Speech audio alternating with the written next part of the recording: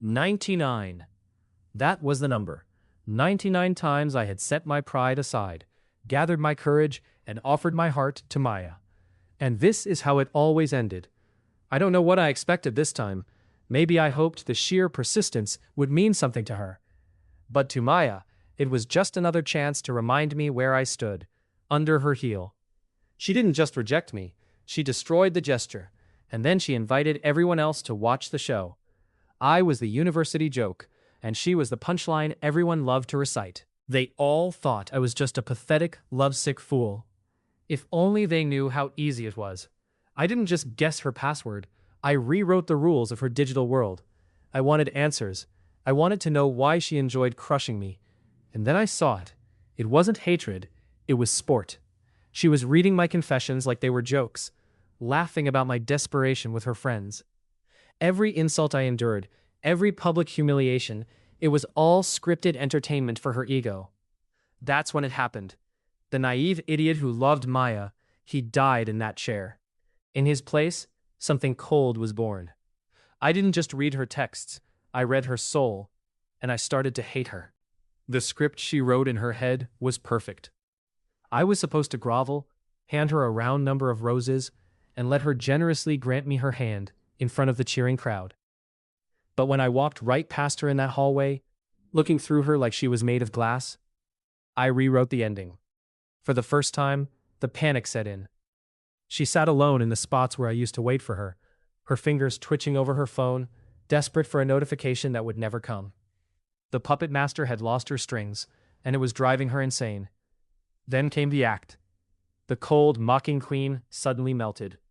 She approached me softly, using a gentle voice I didn't even know she possessed, looking at me with pleading eyes. For a second, she almost looked human, but I knew the truth hidden in her screen.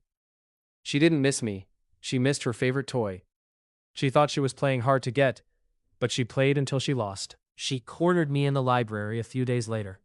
The girl who used to laugh while her friends insulted me was suddenly standing there, trembling, asking why I hadn't been around.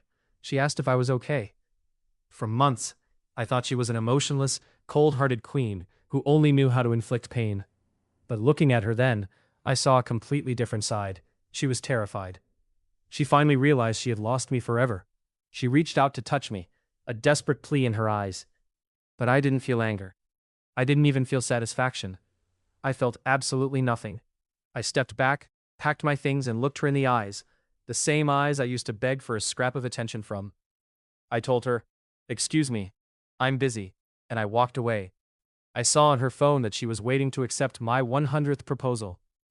She thought she was orchestrating the perfect dramatic love story, but she played her game too long, and she played it too hard. I thought walking away would be the end of it, but I underestimated how twisted she really was. Maya didn't just give up. The more I ignored her, the harder she tried to crawl her way back into my life. Suddenly, she was the one buying me coffee. She was the one waiting for me in the rain, crying, begging, and using every card in her deck to pull me back into her orbit. But I knew her game. She wasn't doing this out of pure love. She was doing this because her ego couldn't handle the rejection. She was trying everything to make me her loyal pet again. She thinks she can break my silence. She thinks if she begs enough, I'll fall right back to her feet. But the game has changed, and I'm the one pulling the strings now. Will I ever forgive her for what she did? Or will I make her pay for every single bit of humiliation? Wait for part 2 to find out.